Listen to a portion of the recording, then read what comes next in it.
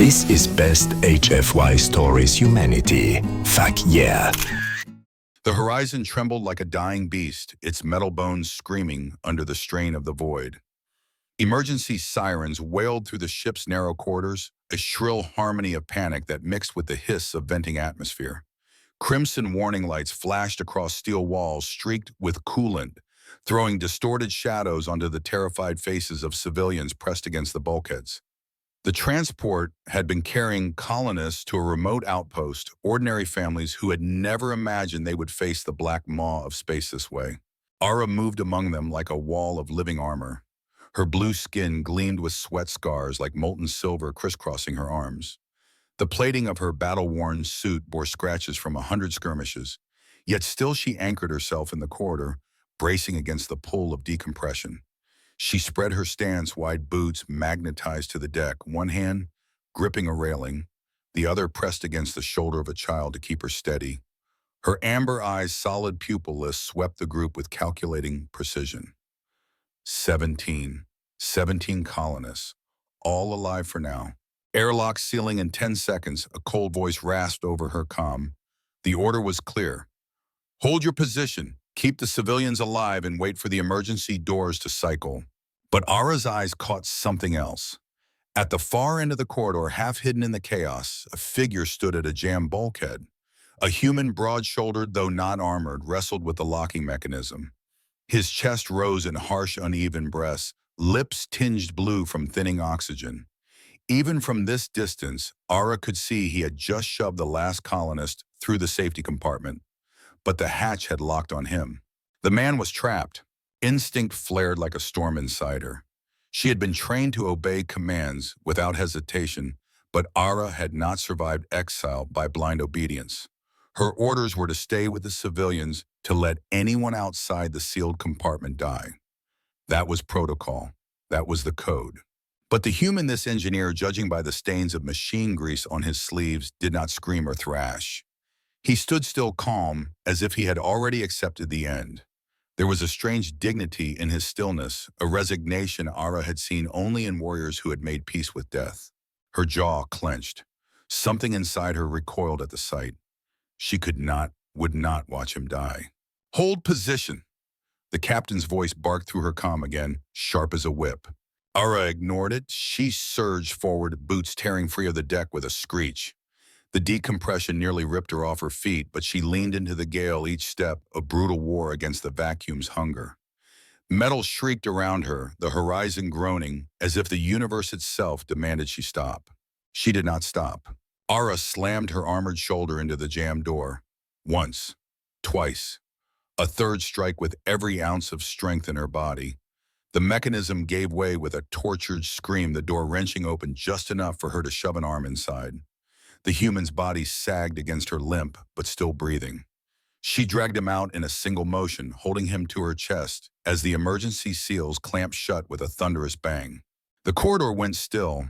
The sudden silence was almost unbearable after the storm of noise. Ara fell to one knee, the man's weight heavy in her arms. His breath came in shallow gasps, his skin pale veins darkened from oxygen deprivation. But he was alive. She had pulled him back from the edge. The moment shattered when a shadow fell over them. What did you do? The voice was cold and venomous. Ara turned her head slowly. The captain of the horizon, a thin human man, with darting eyes and sweat slicking his temples, stood above her. His blaster pressed hard against her forehead, its barrel icy against her skin. Sabotage, he hissed. You wanted access to the engineering deck.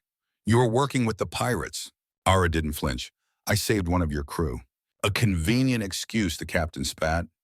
His gaze flicked to the struggling engineer at her side, then back to her. His finger twitched near the trigger. Put him down. Ara lowered the human carefully to the deck, her every movement deliberate, non-threatening. Behind the captain, two security officers approached, their faces twisted with suspicion and fear. Take her to Cargo Bay C7, the captain ordered. Lock her in. We'll deal with her at Outpost Kappa. The guards seized Ara's arms roughly. She could have broken free with insulting ease, could have snapped their necks before either man realized what had happened. But resistance would only prove the captain right in the eyes of his crew. So she allowed herself to be dragged away, her head high, her ritual blade still at her side. As the door slammed shut on the cargo bay, Ara found herself alone in cold half-darkness. The hum of the ship's failing engines resonated through the steel floor beneath her, telling her more than any report could. The horizon was running hard, pushing past its limits, running from something, or perhaps towards something worse. She lowered herself against a storage crate, her ritual blade resting across her knees. Forged of volcanic glass from her homeworld, the weapon shimmered faintly in the dim light, the surface etched with faint runes of her clan. It was more than a tool. It was her identity, the last remnant of a past that no longer wanted her. The clan had stripped her honor and cast her into exile, but she still carried the blade. It was all she had left.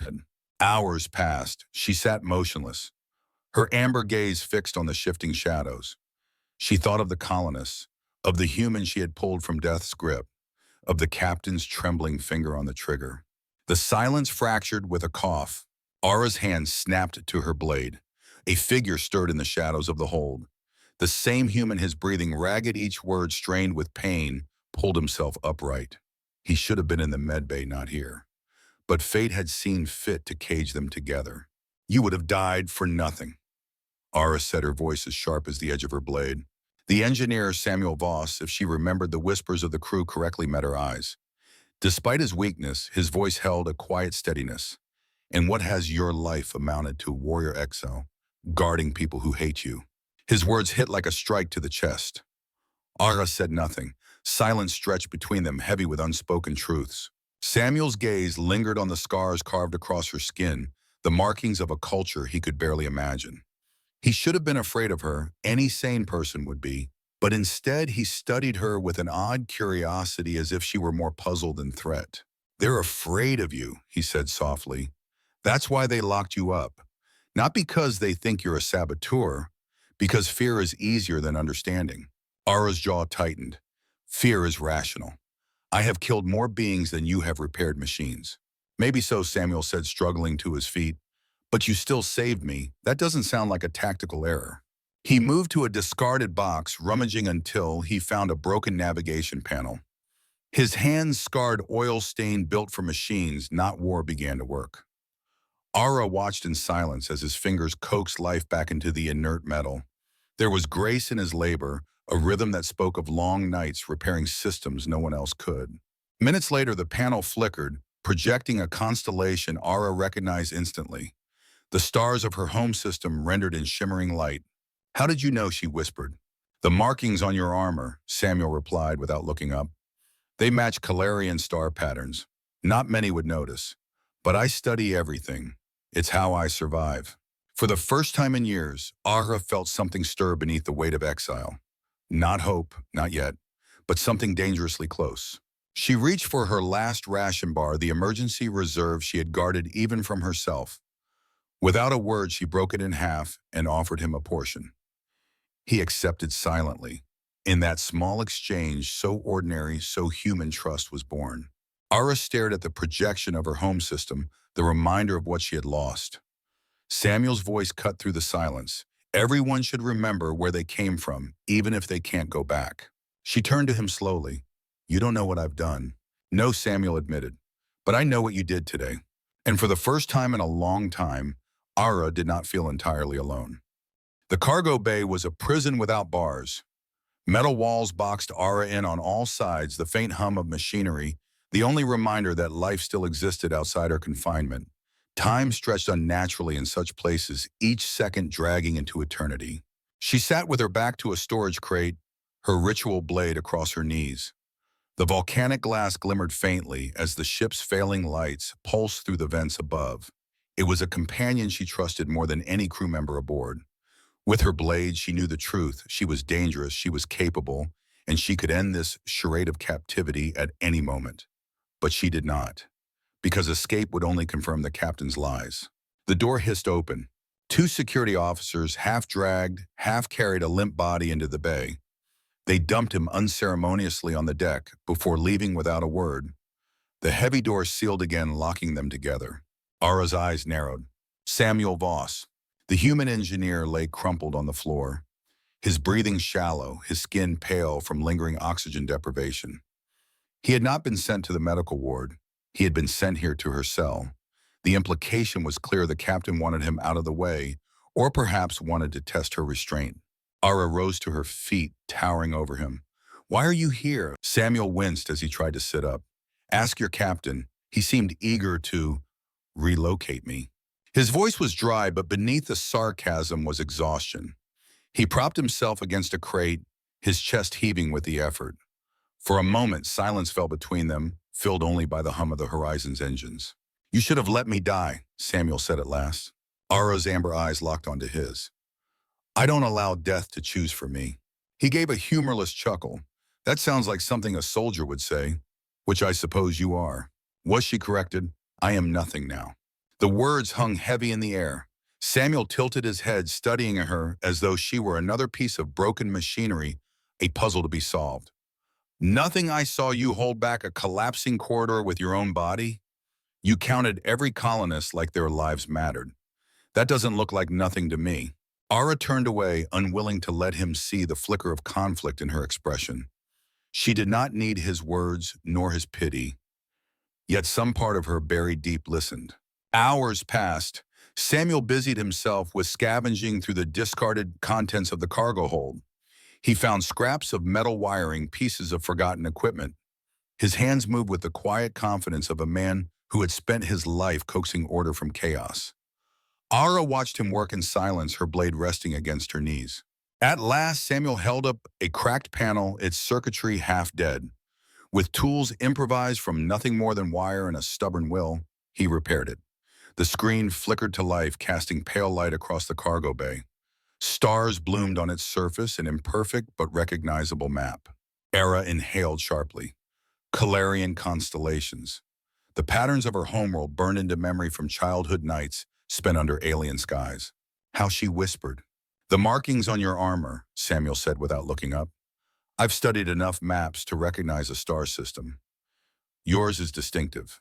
Her chest tightened. Few outside her people could identify those constellations. To see them now glowing faintly in the darkness of her prison was like reopening a wound she had sworn to bury. "Not many would notice," she murmured. "I notice things," Samuel replied. "It's how I stay alive. Ships don't run on luck. They run on people who pay attention to the details everyone else ignores." His words struck her in an unexpected way. Shadowborn warriors thrived on dominance, on the certainty of command. But this human spoke of survival through awareness, through knowledge. It was not weakness, it was another kind of strength. Her stomach growled, then betraying her hunger. She stiffened, but Samuel's gaze flicked toward her with a wry smile. Without a word, Ara reached into a compartment on her belt and retrieved a ration bar. It was her last reserve, meant to sustain her if she were abandoned. For a long moment she stared at it. Then she snapped it cleanly in half and offered him a piece. Samuel blinked in surprise, then accepted silently. It was a small gesture, meaningless to an outsider. Yet to Ara it felt like something more. The simple act of sharing food had been forbidden in her clan, seen as a sign of dependence. Here in the cold dark of exile, it felt like defiance. They ate in silence, the light of the stars flickering across their faces. When the panel dimmed again, Samuel leaned back against the crate, exhaustion tugging at his features. "You saved me," he said softly. "Not because you had to, but because you chose to. I won't forget that." Ara's amber eyes lingered on him, searching for deception. She found none. "You think saving you was a victory?" she said at last. "But it was only a delay. Death follows me. It always has." Then maybe, Samuel replied, his eyes closing. "It's time you stopped running alone." The words settled between them, heavier than steel. Ara said nothing. But for the first time since exile, the silence of confinement did not feel like loneliness. The horizon ran hot, its aging engines screaming as the ship hurtled through dark space. Ara could feel the strain through the deck plates, every vibration whispering of failing systems pushed beyond their limit. The colonists slept fitfully in sealed compartments. Samuel drifted in and out of shallow rest on the cold deck beside her. But Ara did not sleep. Exiles learned early that rest was a luxury enemies would not afford. The alarms changed. At first it was subtle, a shift in tone. Then the klaxons blared deep and resonant, vibrating through the bulkheads like the heartbeat of doom. Red light strobed across the cargo hold, and Ara felt the horizon lurch as if caught in an unseen grip. Boarding clamps. She was on her feet instantly, blade in hand. Her body knew this rhythm. The boarding of ships was a language the Shadowborn had perfected long ago, and Ara recognized every syllable of it. The cargo bay doors shuddered. A hiss of decompressing air filled the space as massive panels groaned open. Harsh white searchlights flooded the bay, blinding after hours of darkness. Silhouettes appeared in the light, tall, broad, unmistakable. Blue skin marked with silver scars. Blades of volcanic glass glinting in their hands. Her clan. At their head was Kale. Taller than Ara, his skin a darker shade of blue crisscrossed with the scars of countless battles. He wore them like jewelry, each line a proclamation of survival. His amber eyes fixed on her with the same cold intensity that had once guided her training. Mentor, executioner. Both truths lived in his gaze. Sister Kel said, his voice smooth as oil, carrying a mocking warmth that twisted the title into poison. How far you've fallen. Ara's grip on her blade tightened. The captain of the Horizon slithered into view from behind the Shadowborn warriors, his blaster conspicuously lowered. Sweat gleamed on his brow, but his expression was triumphant. He had made a deal. He had traded her life for his ship. Ara's jaw clenched. The coward's treachery was no surprise, but it burned nonetheless. The human captain made a wise decision. Kale continued. He values his cargo more than you. And we, his eyes flicked towards Samuel, who had pushed himself weakly upright. We value loyalty. Ara stepped forward, placing herself between Samuel and the approaching warriors. He is not part of this. Everything is part of this, Kale replied. His smile a razor's edge. Your desertion, your disgrace, your exile. You were Shadowborn, and you betrayed us. There is only one way this ends. He drew his heavy combat sword, its black volcanic glass etched with glowing runes. The weapon hummed faintly resonant with a power older than either of them. Kale's eyes glimmered with challenge. I invoke the code, ritual combat, here, now. Ara felt the weight of those words crash into her chest. Refusing would condemn her in the eyes of the clan, forever sealing her fate as coward and traitor. Accepting meant facing Kale, her mentor, her superior in skill and strength, in a battle she could not win. Her blade lifted nonetheless. Before she could speak, Samuel staggered forward, one hand gripping a crate for support. Wait. Ara's arms shot out, barring his path. This is not your fight. But Samuel's voice cut through the tension, raw with defiance. If it's your fight, it's mine too. Kale's smile sharpened. The human wants to die for you. How touching. Then let him. He lunged. His blade descended with the weight of inevitability. Ara's heart clenched too far too fast. She would not intercept in time. Samuel's hand closed around Ara's ritual blade. He raised it clumsily with none of the stances or precision of a trained fighter. It was instinct alone, the desperate reaction of a man who refused to let death have its due. Kale's heavy sword crashed down against the fragile volcanic glass. The sound that followed was wrong. A shattering, ripping scream echoed through the bay as if a star had cracked. Ara's eyes widened in horror as her blade, the symbol of her clan, her honor, her very existence fractured into 1,000 glittering fragments. Shards of blue glass burst outward, suspended in the air like frozen tears. Time seemed to stop. Kale staggered back. His sword jarred his eyes wide with disbelief. Around him, the other Shadowborn froze, their faces twisted in superstition and dread. The breaking of a ritual blade was unthinkable, unheard of, an omen of calamity. Ara dropped to her knees, her amber eyes reflecting the shards that rained around her. The sound of the blade breaking echoed inside her skull, louder than the sirens, louder than her own heartbeat. It was as if her entire past, her lineage, her training, her exile had shattered with it. Samuel collapsed beside her, hands bleeding from the jagged fragments embedded in his skin. But he was alive. Kale looked from Ara to Samuel to the glittering remains of the blade. For the first time, uncertainty flickered across his scarred features. This is a bad omen, he growled. He raised his hand, signaling retreat. We are done here. The Shadowborn warriors withdrew as one, their discipline fraying under the weight of superstition. None dared linger near the fragments. The captain, pale and sweating, sputtered protest, but Kale ignored him. With a final glance at Ara, half fury, half something unspoken, he vanished into the glare of the boarding lights. The cargo bay doors slammed shut. Silence returned, broken only by the ragged breaths of Samuel and Ara. She stared at the fragments scattered across the floor. The blade was more than a weapon. It had been her identity, the last thread binding her to the clan, even in exile. Now it was gone, broken by the hand of a human.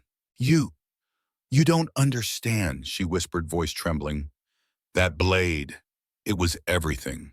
Samuel winced as he sat up, glass cutting deeper into his palms. He looked at her, at the glittering dust at their feet. Then with an exhausted chuckle, he said, "I think I broke your knife, sorry." Ara's laugh came out as something between a sob and a growl. She reached for his bleeding hands, ignoring the shards that sliced her own skin. For the first time since her exile, tears threatened her eyes. "You broke more than just my exile," she whispered. Outside, the horizon groaned under the weight of its scars. But in that ruined cargo bay, something new had been forged, not in glass or steel, but in the fragile bond between warrior and engineer. The horizon limped into the docking bay of Outpost Kappa, like a wounded animal crawling to shelter. Its hull bore the scars of the boarding attempt, deep grooves from clamps, scorched plates from energy weapons, jagged tears hastily patched with emergency welds. The station's docking officers circled nervously, their eyes flicking toward Ara with undisguised suspicion as she escorted Samuel onto solid ground. For Ara, stepping off the horizon was no liberation. It was simply another battlefield. The station reeked of recycled air and stale oil. Narrow corridors wound like veins through a metallic heart, alive with the constant hum of machinery. Merchants barked from cluttered stalls. Engineers hurried between assignments, and off-duty crew lounged in clusters with wary eyes. Every gaze lingered too long on Ara's blue skin, on the scars etched across her arms, on the amber eyes that never blinked. Chief Marshal Reyes met them at the docking bay. A human woman with graying hair and a voice that cut sharper than any blade, Reyes was built from the same steel as the station itself. Her uniform was crisp, her eyes unyielding as they swept Ara from head to toe. "So," Reyes said, tone neutral but edged, "this is the warrior we're taking in." "I am not your prisoner," Ara replied flatly. "No," Reyes admitted, "but you're not exactly a guest either. Outpost Kappa doesn't survive on charity. You'll earn your keep." Ara inclined her head. It was not submission but acknowledgement. She had lived long enough to know survival required compromise. Within hours, she was issued a uniform station gray, patched with a security badge that felt alien against her chest. It was a poor substitute for the clan markings she once wore, but it carried weight nonetheless. She was now Officer Ara, sworn to uphold laws she barely respected. Her first patrol was a gauntlet of stairs. The commercial district stretched in a maze of stalls stacked high with everything from alien produce to salvage tech. The air smelled of frying oils and hot metal, of too many bodies crammed into too little space.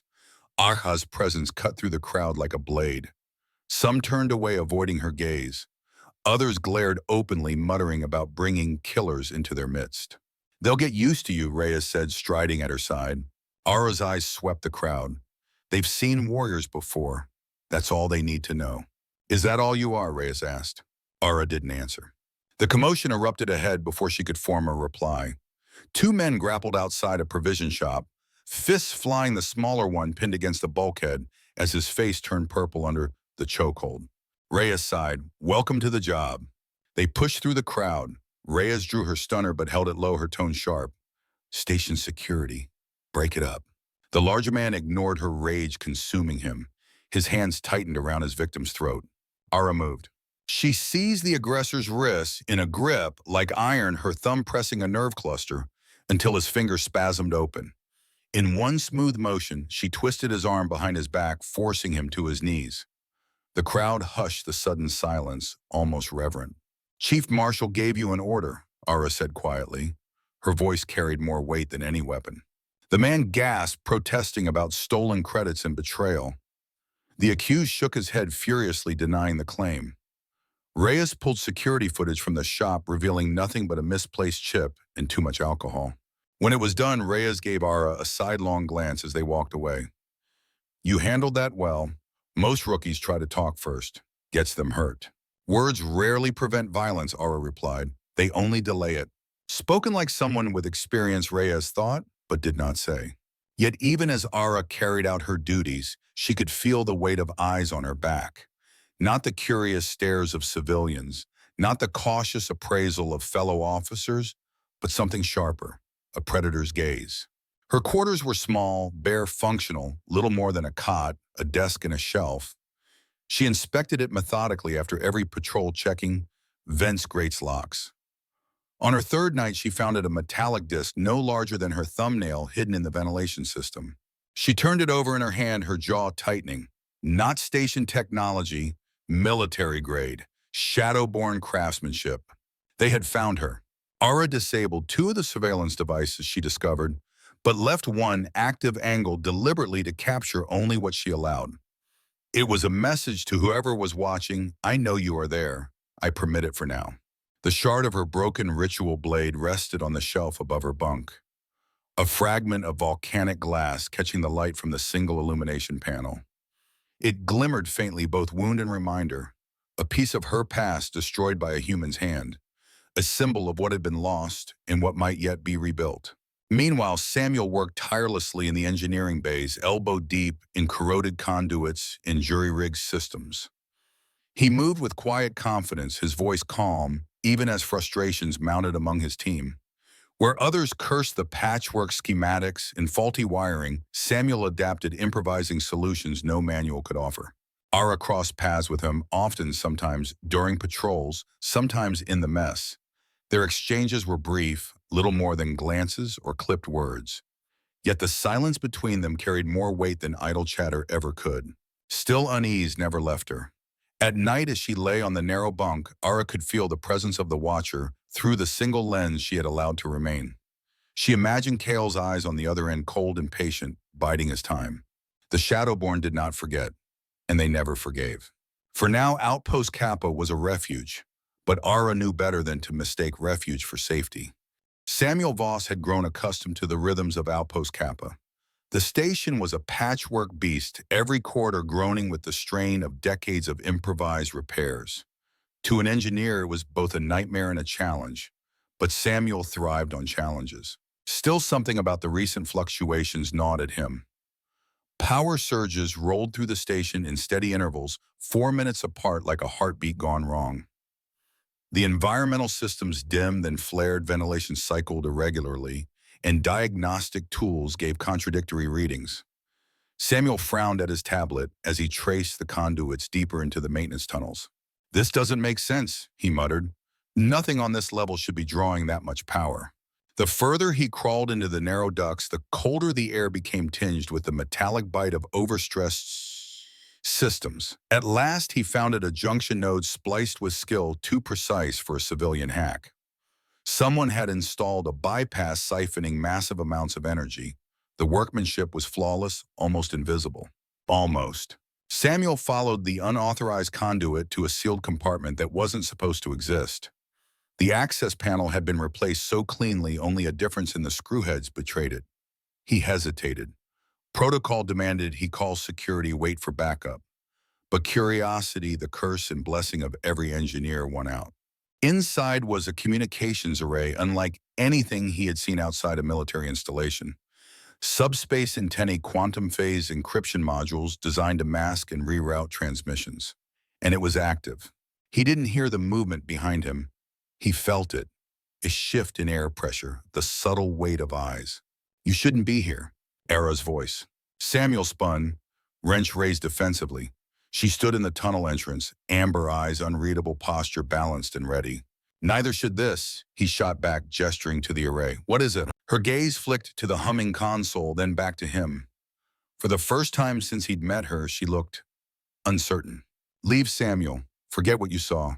I can't, he said firmly. This thing is draining critical power. It could destabilize the station. That is not your concern. It's everyone's concern, he snapped. Every civilian on this station depends on those systems. If they fail, Enough, the word cracked like a whip, but there was no hatred in her tone, only desperation. For a heartbeat, something raw flickered across her face, fear. Not of him, but of what the truth might cost. You don't understand what's at stake, she said quietly. Then explain it to me. Silence stretched. For once, Ara seemed to wrestle with herself. Shadows of memory danced in her amber eyes. At last, she spoke, voice low, as if confessing to a crime. My clan has found me. She paced slowly, her movements coiled, controlled. They've scattered trackers across this station. This array creates interference masks my presence. If they find me, they will not come alone. They will bring a war party. Outpost Kappa will burn. Samuel stared at her. You've been hiding from them this whole time. Her jaw tightened.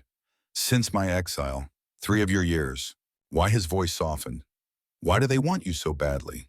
She looked away, the scar across her cheek catching the dim light. Because I was one of them. Because I betrayed them. Images spilled from her in fragments, children's corpses in a refugee camp, orders that demanded blood, her own voice defying commands that no warrior was supposed to question. The Shadowborn Code was absolute contracts, honored to the last witness, no exceptions. But Ara had broken that code. They told me to kill children. She whispered, her voice stripped of armor. I refused. Worse, I helped them escape. 37 orphans. Innocents. I erased their trail, lied to my commander, claimed failure.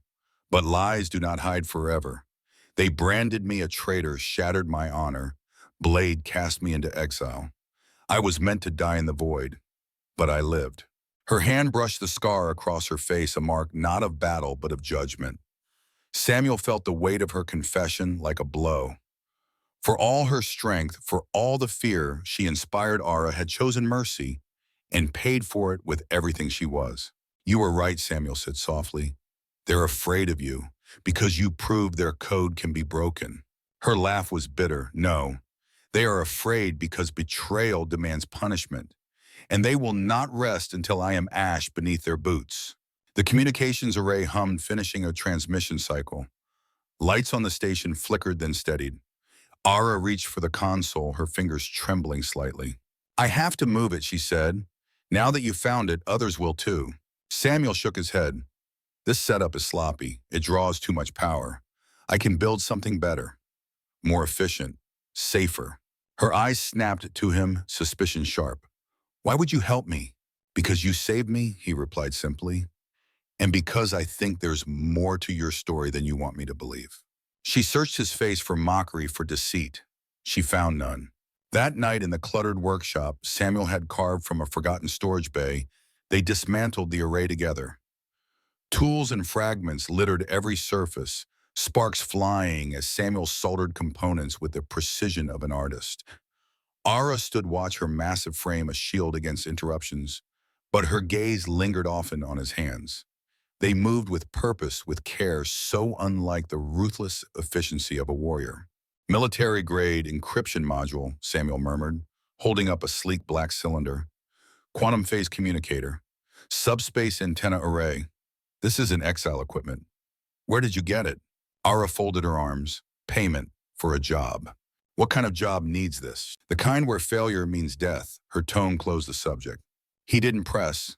Instead, he pieced her components into a new device, a cylinder no larger than his forearm.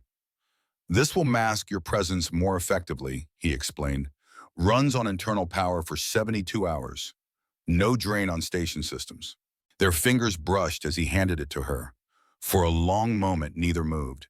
The silence was heavy charged, as though something unspoken balanced between them. Thank you, Ara said finally. Samuel's jaw tightened. When they find you, when not if she interrupted. When they find you, he continued, what will you do? She stared at the device in her hands, its lights glowing faintly. What I've always done, survive, move on. There are other options, Samuel insisted. Reyes, station defenses, coalition forces. No, her voice was sharp, final. You don't understand what they're capable of. They will slaughter everyone just to reach me. I won't be the reason this station dies. Then you'll keep running forever. Her silence was answer enough. The next few days passed in tense rhythm. Ara patrolled the station with mechanical efficiency, breaking up brawls, mediating disputes, cataloging threats. Samuel worked beside his engineers repairing systems that seemed designed to defy logic. And yet, when their paths crossed, a look or a nod passed between them, carrying more than words ever could. But the Shadowborn were never far. Ara could feel it in her bones the way predators feel the air shift before a hunt. The shard of her broken blade still glimmered on her shelf, a reminder that her past was not dead. It was waiting. The request for emergency docking clearance came during Ara's third patrol shift. On the surface, it was routine and medical transport claiming engine malfunction, critical patients aboard. Station protocol demanded priority access. Chief Marshal Reyes had already granted permission by the time Ara reached the airlock. But Ara's instincts screamed. The ship's silhouette on approach was wrong. Its thrusters reinforced sensor arrays disguised as medical equipment. She had seen such tricks before. "Evacuate this section," she ordered the dock controller, her voice cutting through the hum of machinery. On what grounds, the man protested. "They've got patience."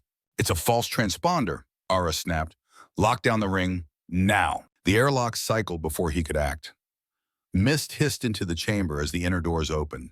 Ara's heart clenched as a tall figure stepped through the haze. His blue skin was crossed with ritual scars, his amber eyes cold and calculating. "Kaylee," Ara whispered. Behind him, 4 warriors followed. They wore civilian clothes, but Ara recognized the way they moved, the predatory grace of hunters. Their hands never strayed far from concealed weapons. "This station is under coalition protection," Ara said evenly.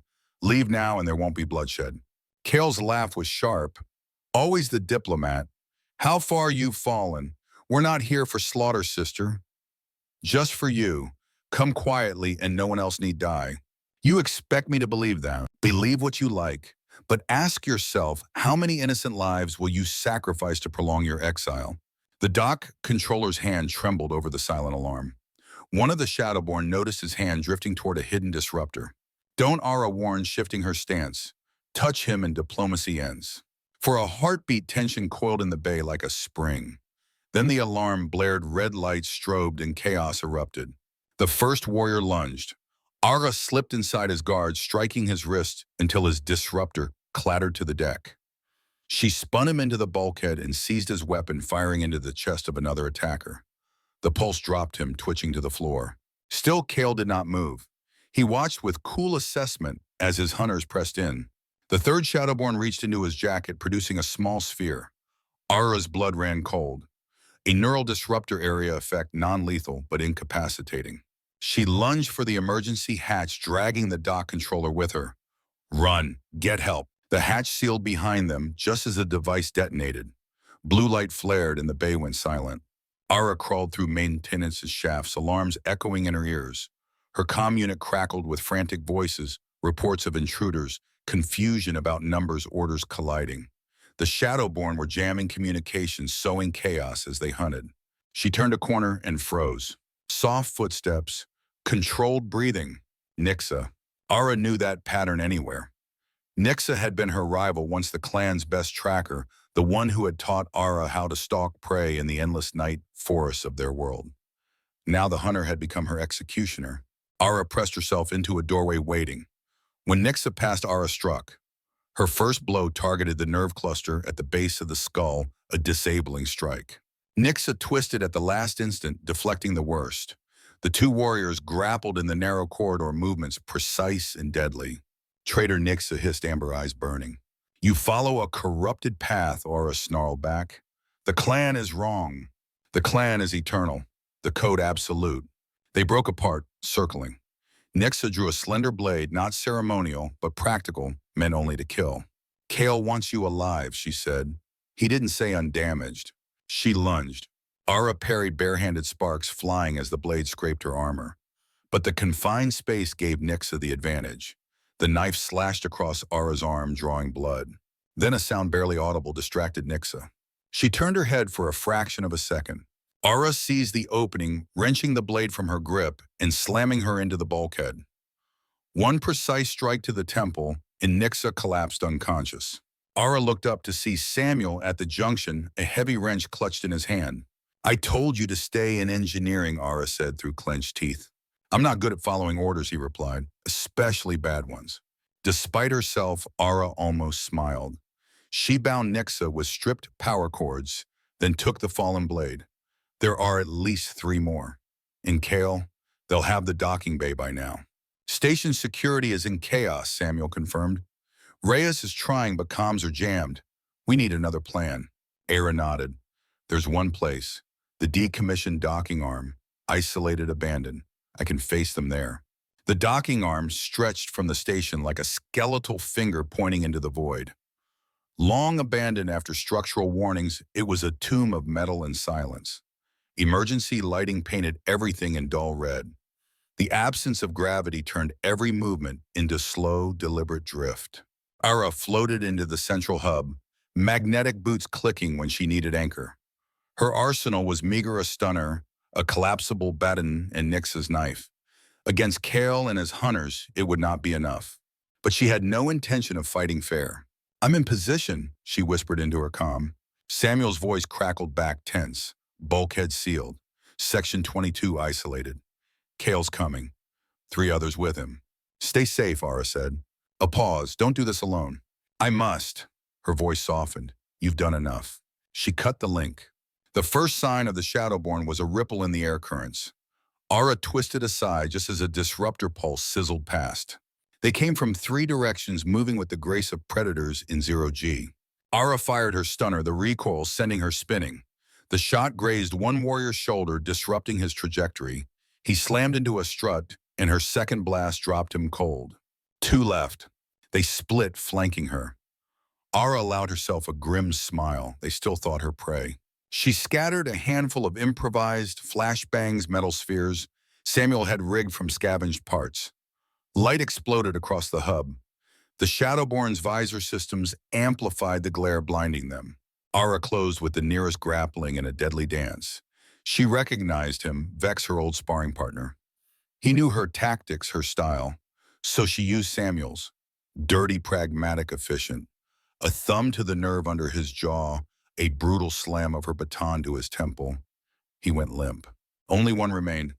He kept his distance, firing disruptor bursts to hurt or tire her. It might have worked. But then Kale arrived. He descended through an overhead hatch, magnetic boots clamping to the deck. Calm, controlled. His amber eyes fixed on Ara like a hunter studying wounded prey. Impressive, he said, but futile. Futile. Blood floated in crimson globes from cuts across Ara's back and shoulder. She bared her teeth. It ends here. Kale gestured. The last warrior fired not at her but at the bulkhead. Shrapnel exploded in 0G, jagged fragments tearing into Ara's side. She gritted her teeth, refusing to cry out. Enough games, Kale said. It's time to finish this. Yes, Ara whispered, tapping a command on her wrist unit. Explosions rippled through the docking arm. Not enough to breach the hull, but enough to sever supports. Metal screamed, the entire section shuddering. Emergency klaxons wailed. Kale's eyes narrowed. You would destroy yourself. I'm not escaping, Ara replied. I'm making sure you can't harm anyone else. The structure groaned. One of Kale's warriors lost his nerve and fled toward an emergency hatch. Kale let him go. You've become unpredictable, Kale said, voice low. Dangerous. Not just to us, but to yourself. I learned from humans, Ara spat. They value life over code, compassion over honor. Weakness, he hissed. Strength, she countered. Another explosion rocked the hub. Kale steadied himself, then reached to his belt. He drew a small device and tossed it into the air between them. A transponder pulsing with faint blue light. Take it, he said. Linked to our ship. As long as you carry it, we will not press. Buy yourself time, buy your station's lives. Ara's eyes narrowed. Why? Because the clan cannot afford to lose another warrior of your caliber. Today's outcome is inconclusive. Judgment will wait. She hesitated. The transponder floated, blinking softly. A trap, almost certainly. But refusing would mean renewed war, the deaths of countless innocents. Her hand closed around it. Kale nodded once. Until next time, sister. He pushed off toward an escape hatch, leaving her bleeding in the collapsing docking arm. The section buckled. Bulkheads groaned. Through her comm, Samuel's voice roared, Ara. Get out. The whole arm is breaking away.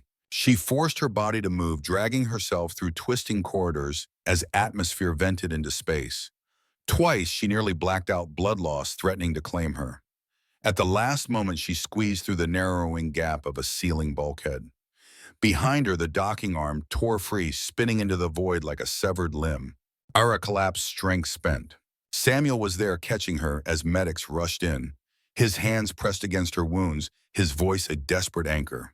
"They're gone," she gasped. "For now," Samuel replied.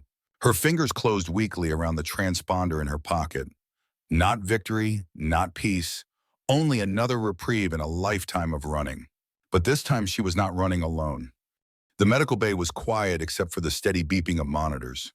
Sterile lights painted everything in pale white, but the air carried the faint tang of burned circuitry that clung to every corner of Outpost Kappa after the Shadowborn attack.